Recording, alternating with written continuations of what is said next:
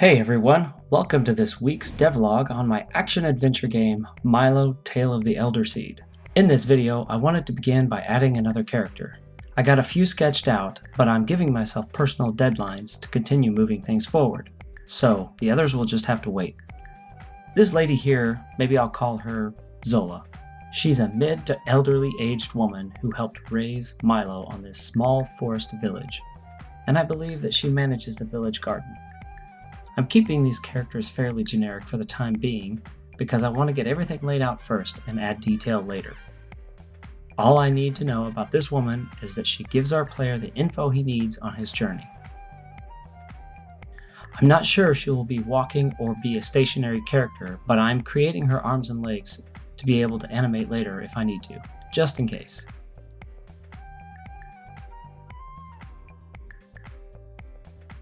Here, just adding some hair, kind of give her some ray buns, because she's working all the time. How many times am I going to redraw this? I have to tell you, one of the most challenging things for me is getting stuck on the most pointless, tiny details. Just get it done, Matt. Here I created a pitchfork for her until my wife pointed out, "Hey, isn't that common in a forest, is it?" I said, "No, she's a gardener." Then I felt like an idiot, so I gave her a tool that's a bit more appropriate. I then moved on to set up the animations for our old wise turtle. Here she is. I began thinking I'll keep it simple and animate just the sprites, so I'll set up all the pivot points here in the sprite editor. Then tested some movement trying to imagine how she'll look speaking. Seemed to me a bit too stiff.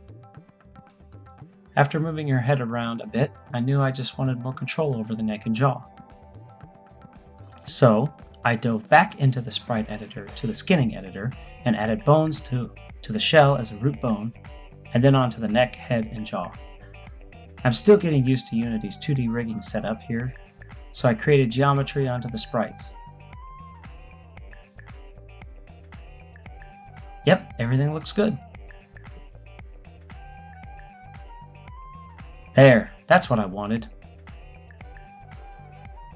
Now just add some bones to the eye and some of the vines here. Then some onto the flower. This will add a bit of extra polish with nice subtle movement. I like how I can move her head now much better. Now on to creating the animations. Every character in any game usually has some subtle idle movement, like they're breathing. Even though an old turtle would probably not move at all like this, I wanted to give it a sense of life. So I give this movement to all my characters in my game, including this one. I imagine she's going to be mostly stationary, so I'm limiting the animations to idle and speaking animations for now. It's important to utilize the curve editor in order to give it that really smooth motion, if that's what you're going for, which in my case it is.